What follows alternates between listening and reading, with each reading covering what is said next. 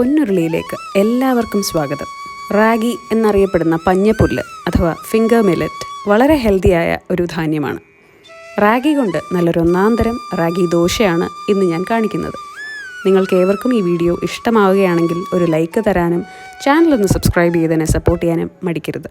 കൃത്യം 1 കപ്പ് എന്ന് ഞാൻ പറയുന്നില്ല, എങ്കിലും ഏകദേശം 1.5 കപ്പ് അല്ലെങ്കിൽ ഒരു നാഴി റാഗിയാണ് ഞാനിവിടെ എടുക്കുന്നത്. ഇതിലേക്ക് 2 പിടി പച്ചരിയും 1 പിടി ഉഴുന്നും ചേർത്ത് വെള്ളമൊഴിച്ച് നന്നായി കഴുകുന്നു. 2-3 പ്രാവശ്യം ഇതേപോലെ നന്നായി കഴുകിയ ശേഷം വെള്ളമൊഴിച്ച് 5-6 മണിക്കൂറെങ്കിലും കുതിർക്കുക.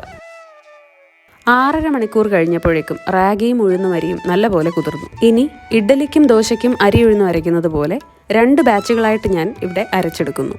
ആദ്യത്തെ ബാച്ചിനോടൊപ്പം 1 തവി ചോറ് കൂടി ചേർക്കുന്നുണ്ട്. എത്ര ഫൈനായി അരയ്ക്കാമോ അത്രയും ഫൈനായി അരയ്ക്കുക. എങ്കിലും സാധാരണ അരി ഉഴുന്നും അരയ്ക്കുന്നത് പോലെ തീരെ തരികളില്ലാതെ കിട്ടാൻ പ്രയാസമാണ് റാഗി ആയതുകൊണ്ട്. 6 മുതൽ 8 മണിക്കൂർ വരെ പുളിപ്പിക്കുന്നത് നല്ലതാണ്. വൈകിട്ട് അരച്ച മാവ് രാവിലെയാണ് ഞാൻ എടുക്കുന്നത്. അതുകൊണ്ട് തന്നെ നന്നായി ഫെർമെൻ്റ് ആയിട്ടുണ്ട്. നേരത്തെ ചേർക്കാത്തത് കൊണ്ട് ഉപ്പിനിയാണ് ചേർക്കുന്നത്.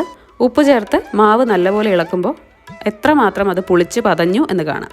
ഇനി ദോശക്കൽ അടുപ്പിൽ വെച്ച് ഒരല്പം എള്ളെണ്ണ ഒഴിച്ച് അതിൽ തടവി ചൂടായ ശേഷം 1 തവി മാവ് കോരിയെടുത്ത് അതിൽ ദോശയായി പരത്തിയെടുക്കുന്നു. ദോശയ്ക്ക് നിങ്ങളുടെ ഇഷ്ടാനുസരണം കട്ടിയും വലിപ്പവും ഒക്കെ ആവാം. ഫെർമെൻറ്റഡ് ഫുഡ് അഥവാ പുളിപ്പിച്ചെടുത്ത ആഹാരം വളരെ ഹെൽത്തി ആണെന്നാണ് പറയപ്പെടുന്നത്. അങ്ങനെ നോക്കിയാൽ ഇത് എല്ലാവർക്കും ഒരേപോലെ തന്നെ ഉപകാരപ്രദമാകുന്ന ഒരു റെസിപ്പിയാണ്. നിങ്ങൾ വെയിറ്റ് ലോസ് ചെയ്യുന്നവരോ വെയിറ്റ് ഗെയിൻ ചെയ്യുന്നവരോ മെയിൻറ്റെയിൻ ചെയ്യുന്നവരോ ഒന്നുമല്ല, ഹെൽത്തിയായി ആഹാരം കഴിക്കാൻ ഇഷ്ടപ്പെടുന്നവരോ ആരുമാവട്ടെ, തീർച്ചയായും നിങ്ങൾക്ക് ഉപകാരപ്രദമായ ഒരു റെസിപ്പി തന്നെയാണ് റാഗി ദോശ. ഈ റെസിപ്പി ട്രൈ ചെയ്ത് നിങ്ങളുടെ അഭിപ്രായങ്ങൾ എന്നെ അറിയിക്കാൻ മറക്കരുത്. ചാനൽ കൂടി സബ്സ്ക്രൈബ് ചെയ്തതിനെ സപ്പോർട്ട് ചെയ്യൂ. മറ്റൊരു നല്ല വീഡിയോയുമായി ഉടനെ കാണാം. Bye bye.